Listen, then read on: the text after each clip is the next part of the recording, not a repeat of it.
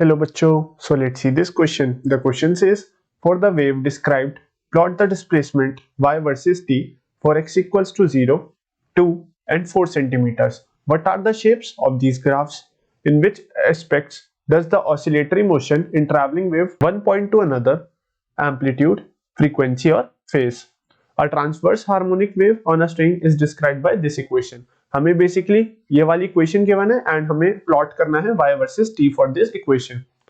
तो देखिए बच्चों, अगर हम देखें तो हमारी जो गिवन इक्वेशन है वो है y equals to 3 sin 36t plus 0.018 x plus pi by 4।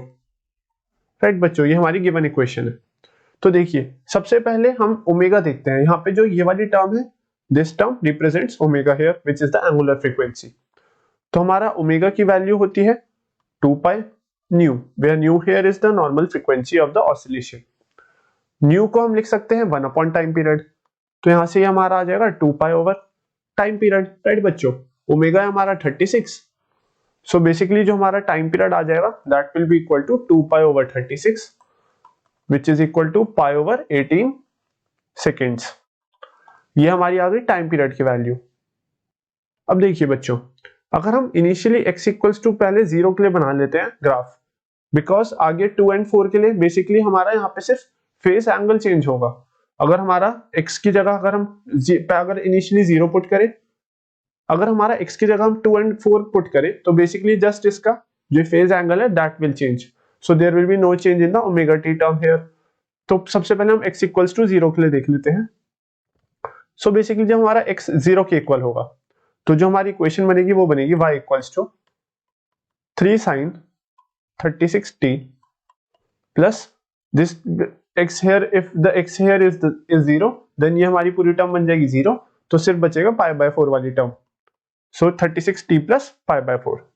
अब हम 40 वर्सेस y का ग्राफ बनाए अगर, तो देखिए हम t की अगर वैल्यूज लें एंड हमारी, तो अगर हम t की ये वैल्यूज लें तो y हमारा इनिशियली बनेगा 3√2 over 2, here y will be equal to 3, here y will be equal to 3√2 over 2, here y will be equal to 0, here y will be equal to minus 3√2 over 2, here y will be equal to minus 3।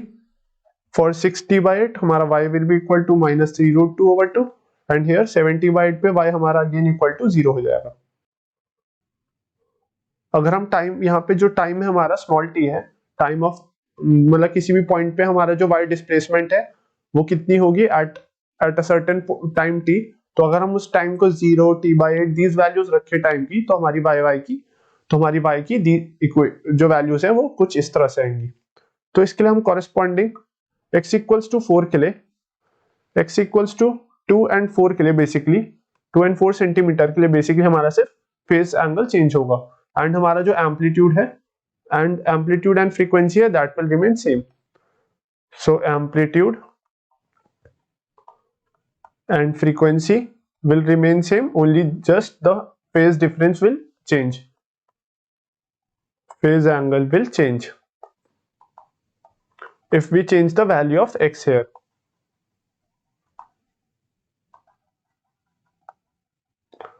remains same।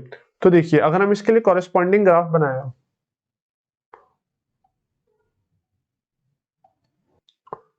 तो देखिए बच्चों, eight 0 हमारा जो graph start होएगा वो होगा from 3√2 by 2 से, and then हमारा t by 8 पे मैक्सिमम है 3, सो बेसिकली हमारा ग्राफ कुछ इस तरह से जाएगा। देन 2t by 8 पे वापस हमारा 3√2 by 2 पे आ जाएगा। 3t by 8 पे हमारा ग्राफ आ जाएगा 0 पे। राइट बच्चों, 3t by 8 पे हमारा ग्राफ 0 पे, देन 4t by 8 पे हमारा माइनस 3√2 by 2 पे, एंड देन हमारा 70 by 8 पे 0 पे आ जाएगा। सो मैक्सिमम हमारा 5t by 8 पे जाएगा,